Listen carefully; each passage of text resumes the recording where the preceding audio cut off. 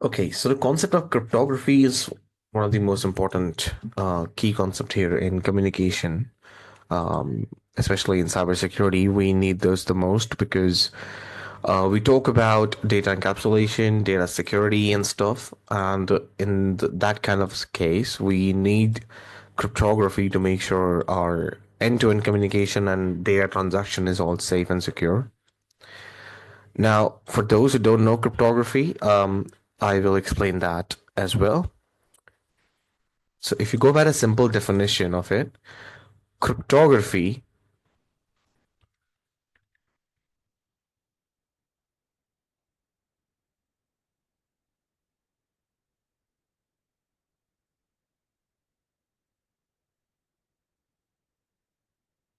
is the science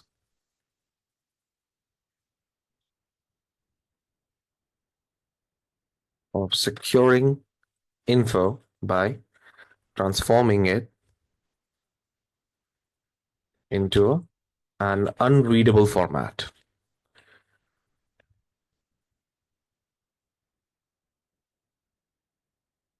And this unreadable format can only be deciphered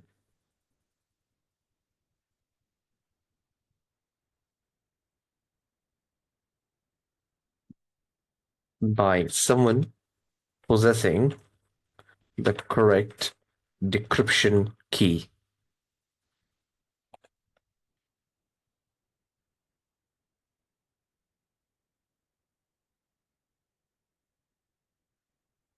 This technique is literally the cornerstone of cybersecurity. It helps you ensure the confidentiality, integrity, and authenticity of data during any kind of transmission or storage. On your emails, on your WhatsApp, everywhere we are using cryptography in one way or the other. There are a few terminologies that comes across when we are working with cryptography, especially. First is encryption. The simple definition is it is a process of converting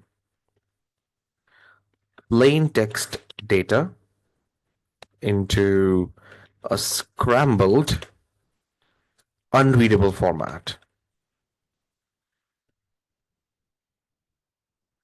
This unreadable format is actually called ciphertext. That's what it is. And this is done to protect it from unauthorized access. To protect from unauthorized access. For example, if you just take a look here, I'm going to type some words, a cache. This is a cipher. This is a plain text right now because obviously everybody can read it. But if I put a kind of encryption algorithm, this algorithm would be +2. Now, what this +2 algorithm will do is this.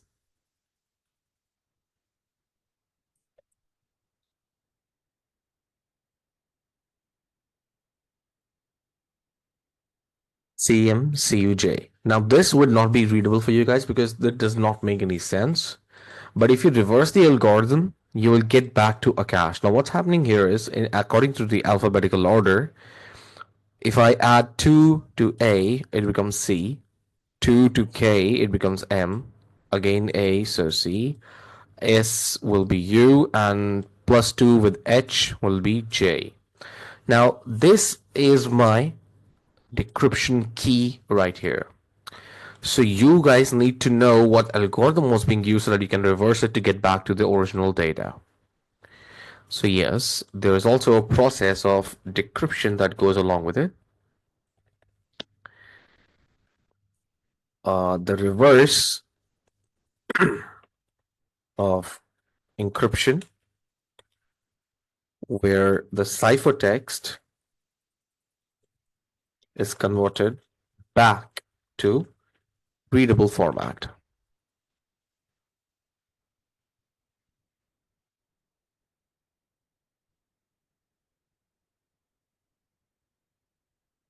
using a decryption key.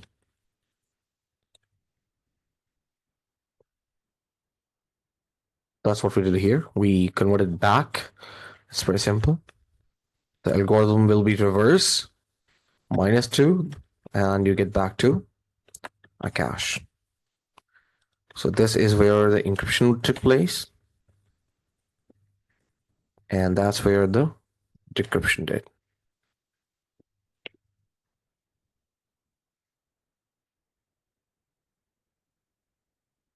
As you see, plain text is something that is the original message, original readable data before encryption.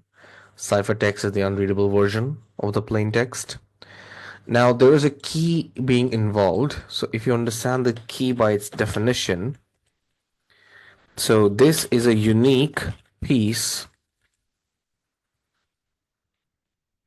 of info, like like a password or any credential for that matter,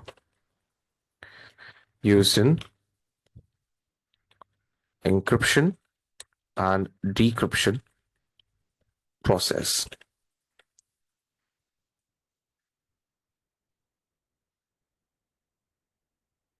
There are different types of keys actually.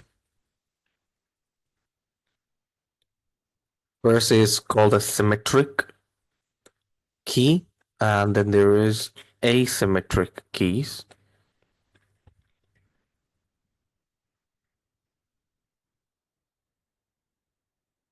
In symmetric key algorithm, we use the same key for both encryption and decryption. In asymmetric, we use two different kind of keys here. Uses a pair of keys, and we call them public key and private key. Here, the public key is used for encryption process, and the private key is to decrypt it. Let's understand these two concepts more thoroughly and better.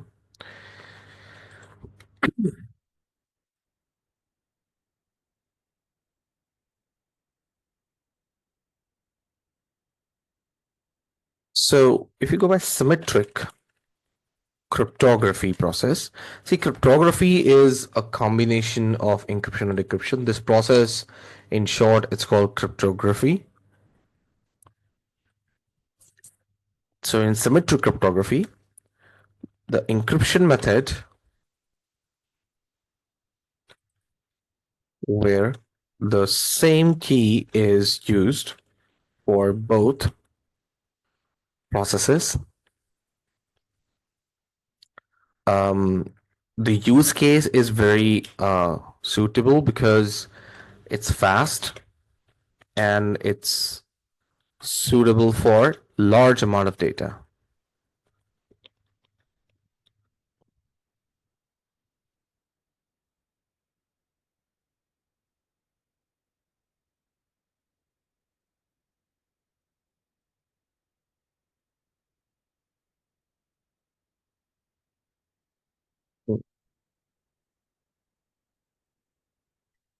The security of this method depends on keeping the shared key between the communicating parties. Because if two people have the same key and they can decrypt data, that key can also get leaked and could be accessed by somebody else. If you go into the technicalities of it, there's a specific length associated to the key also.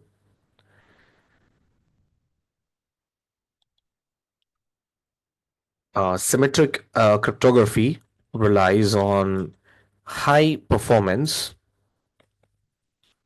algorithms and is computationally more efficient.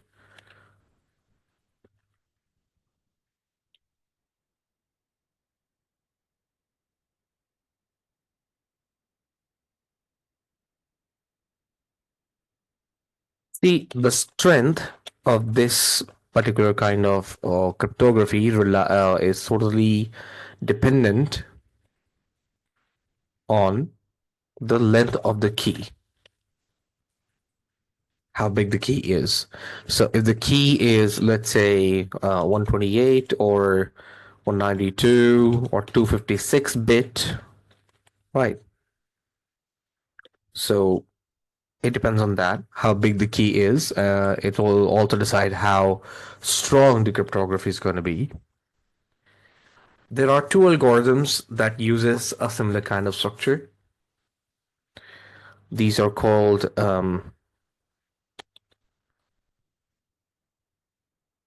there is this thing called AES, short for Advanced Encryption Standard. So AES is widely used.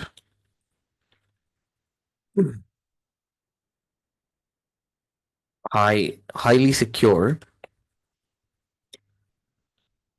algo for encrypting data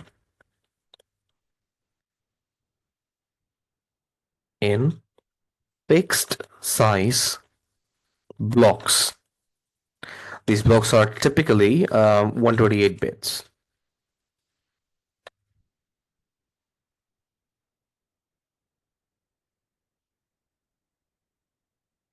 And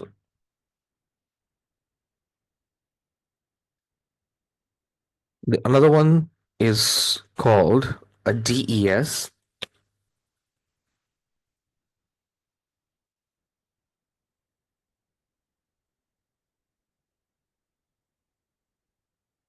which is short for Data Encryption Standard. It's an older and now less secure block cipher that uses 56-bit keys. Now you can understand, as I said, the strength will be depending on the length of the key. So 56-bit is like really small, so the keys are not that secure enough. So efficiency is definitely something that needs to be considered here. And that's why we use AES very evidently.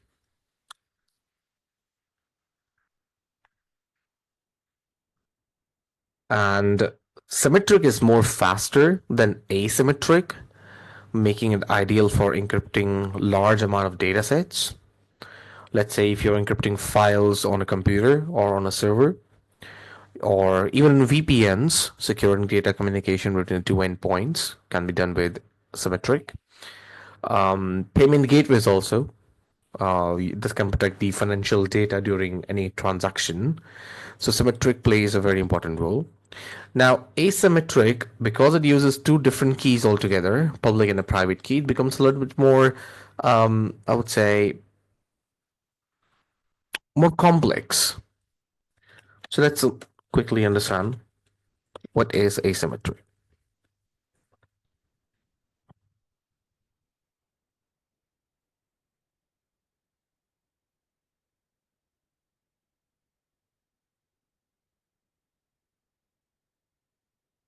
So the whole encryption process, this process uses two separate keys, a public key and a private key.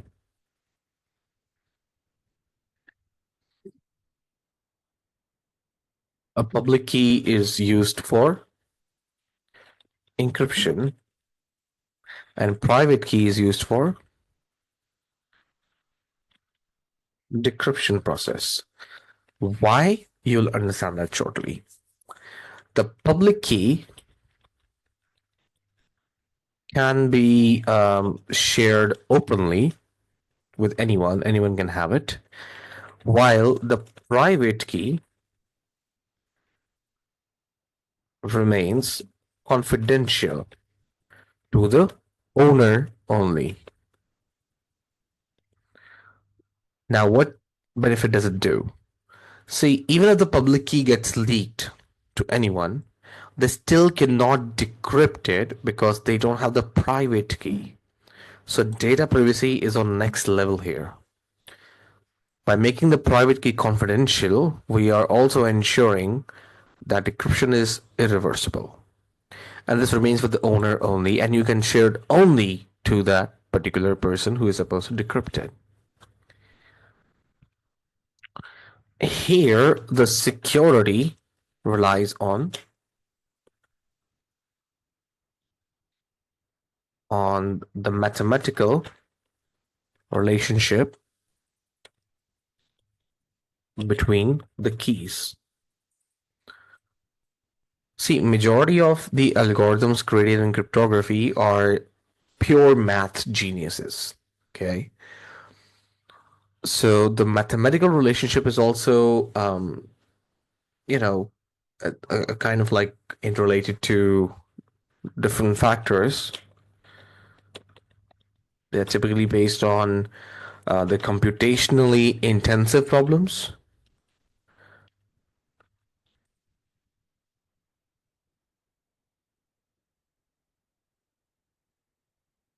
Problems like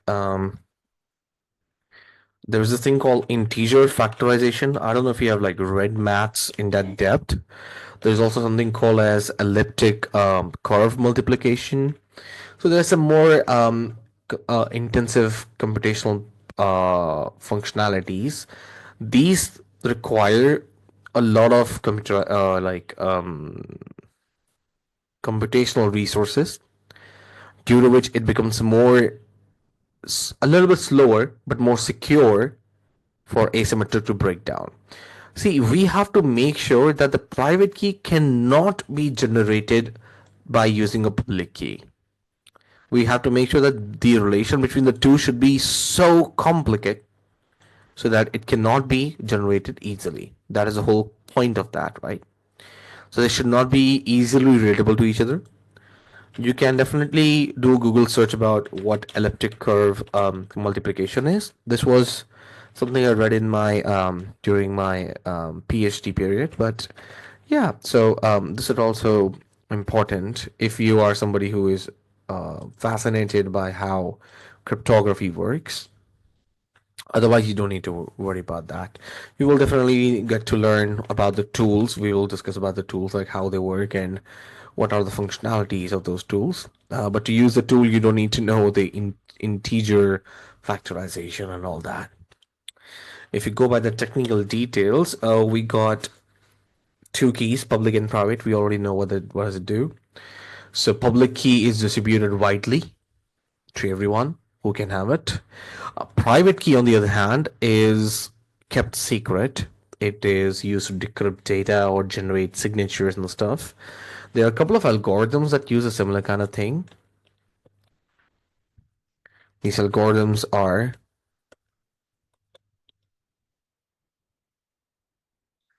there's called RSA, which is Rivest, Shamir, Al Edelman.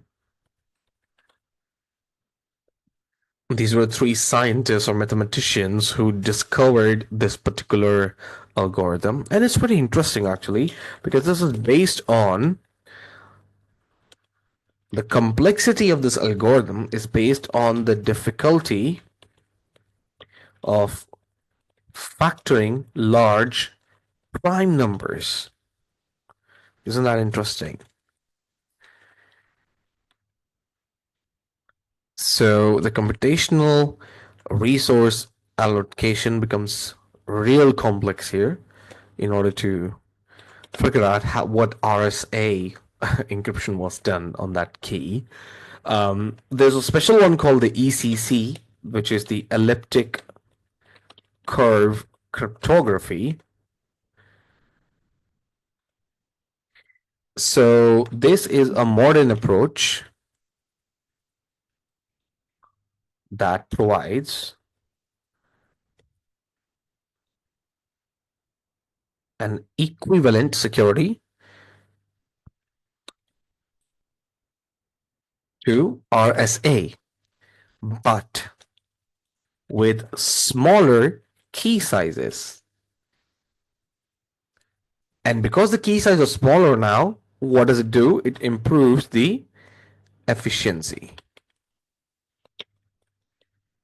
See, an algorithm is more efficient if it requires less computational resource and provides more complexity to the whole algorithm. And guess what? The ECC exactly does that. That's what makes it beautiful. There's another very famous one. It's called the Diffie-Hellman, where the most commonly used algorithm is this. So here, a key change or a key exchange is securely established,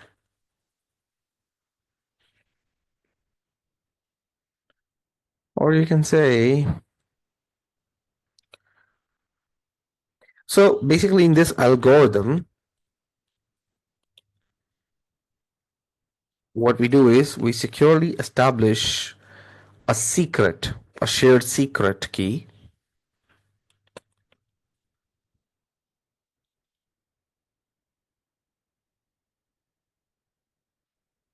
or an insecure network or insecure channel.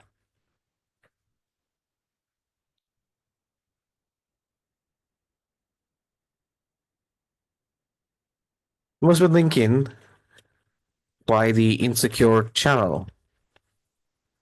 What good does it do? I mean, the name says insecure, so why insecure? So understand, Diffie-Hellman is specifically designed to securely establish connection over insecure channels because it assumes the communication medium may be monitored. You see? So this is kind of like a reverse psychology being happening here. So the algorithm will ensure that even if the channel is compromised, the shared secret cannot be determined by the eavesdropper. And you see, public there's a lot of things that includes in this algorithm. I will not go into the mathematical complexity of it because then I have to literally teach you how maths work. I mean, there's a lot of maths genius class, is it? But yeah, if you take a real world scenario, let's say the internet or other communication mediums are inherently insecure because the data can be intercepted, like man in the middle attack and kind of stuff like that. Diffie-Hellman ensures this key establishment in these kind of scenarios. Without Diffie-Hellman or secure algorithms, parties, the endpoints would need to share a key securely beforehand, which, is not practical in a dynamic or open communication environment. So, all in all, an insecure channel is used because it provides mathematical security that guarantees that an attacker cannot derive the shared secret, even if they intercept all the exchange public information. This makes it ideal for initializing secure communications in even in a kind of untrusted environments. I mean, for example, we can talk about like the internet. So yeah. Anyway, moving on. We got use case scenarios. There's also some mathematical complications associated with this one also, like we talked about stuff like elliptic curve multiplication and integer factorization. There are certain operations which are also included, like modular exponentiation, curve point multiplication. So we're not gonna go into that depth. Okay, that will just like create more chaos and nothing much. If you take about the use case scenarios for a secure web connection, we use it. We use it in HTTPS protocols like HTTPS use asymmetric cryptography. So every time you use the internet on your browser, you're basically using asymmetric cryptography for key exchange. It is used in digital signatures to verify the authenticity and integrity of a message. and it's also used in email encryption as well.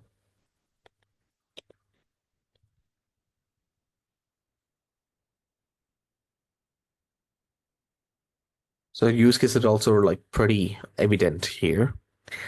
If you just go through a simple understanding, in symmetric, a single key is used. Asymmetric uses two keys, public and a private. If you talk about speed, symmetric is faster because it's like shared with both the parties. Single key is being given to all of them. Asymmetric is slower because two keys are being involved. So the first one is public, the other one is just supposed to be figured out later. So two different computational functionalities will be running simultaneously. Asymmetric can be used for secure key exchange authentication processes, while symmetric can be also used for bulk data encryption, in bulk.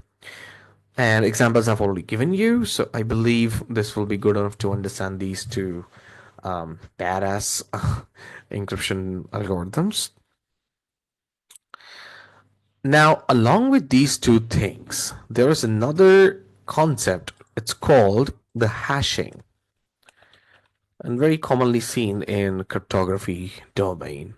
What's hashing? It's basically a simple process of converting data into a string of characters. Let me explain that.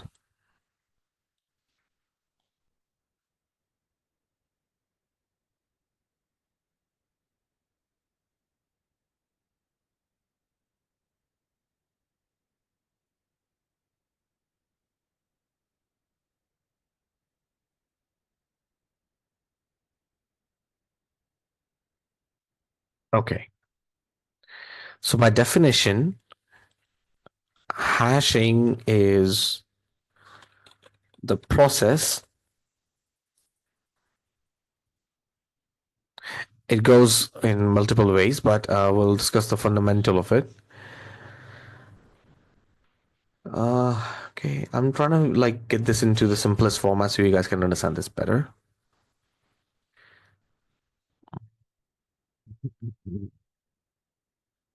So essentially what it does, it transforms, it's a process of transformation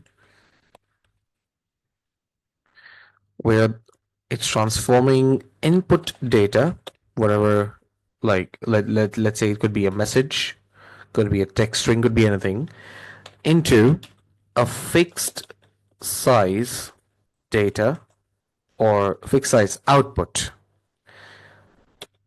So if you're inputting a particular message, right, in exchange, you're getting a fixed size output or something we call as a hash value.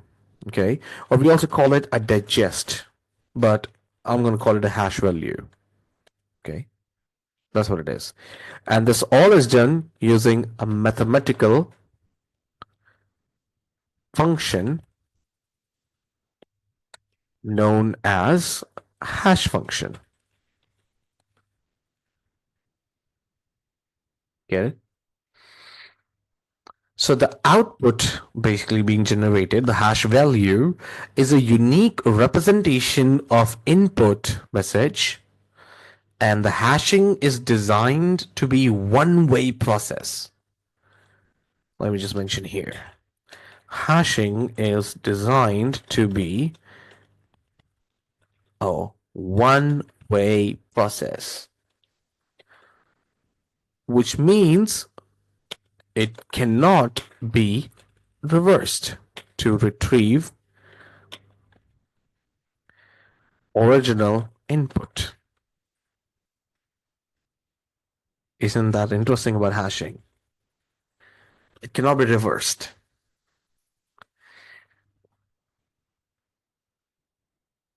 If you go to understand hashing more um, like properly, there are a few components or properties that we can discuss about hashing, because hashes are something we're gonna just create using a couple of tools now. So to understand the properties of it,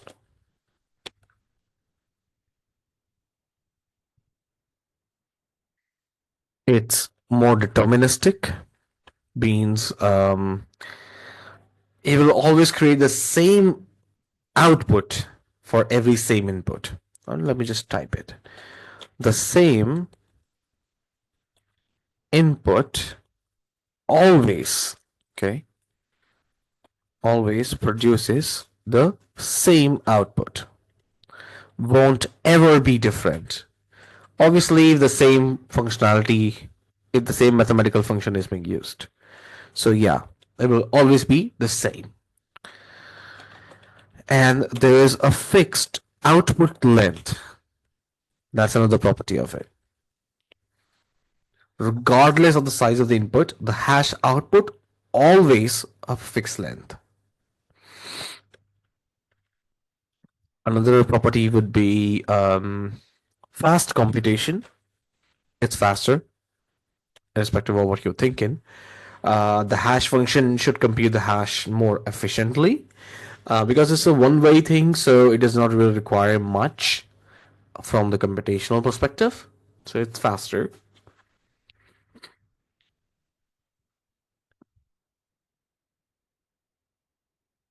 One very important property is something I call as a pre-image resistance.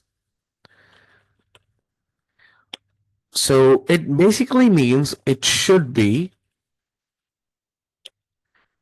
computationally infeasible. I'm not saying impossible, but infeasible to reverse the hash and determine the original input.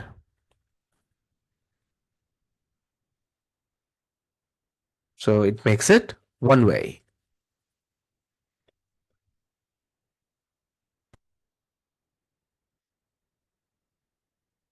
Also, there is this thing called it is collision resistance. It means that this hash function should be infeasible. Again, I'm not saying impossible. So there's the difference. It should be infeasible to find two different inputs that produce the same hash.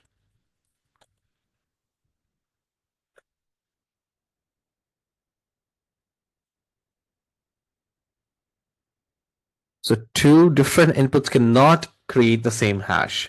That means the hash value for a cache, if it is XYZ, ABC, then for Sharma, it should be different. It cannot be the same. Okay? Should be the same. Should be different. Cannot be same. That's the whole point of being collision resistance. And I mean, if you have ever been to skiing before, like if you have skied on snow, you must have heard of this thing called avalanche. So the avalanche effect in hashing means a small change in the input,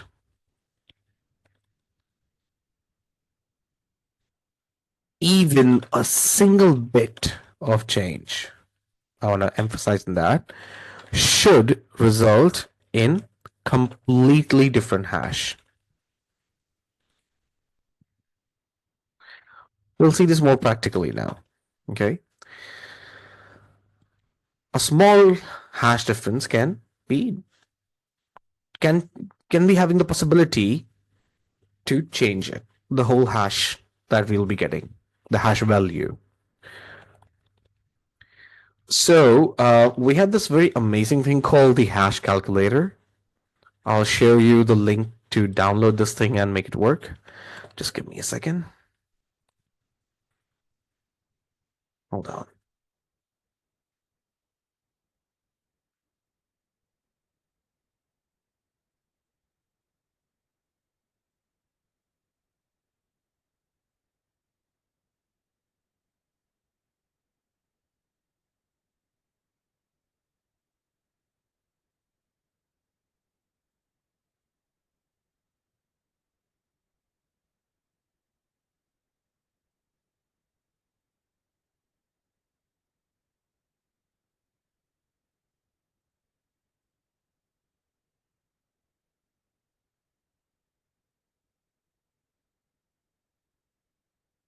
All right, so I've shared the link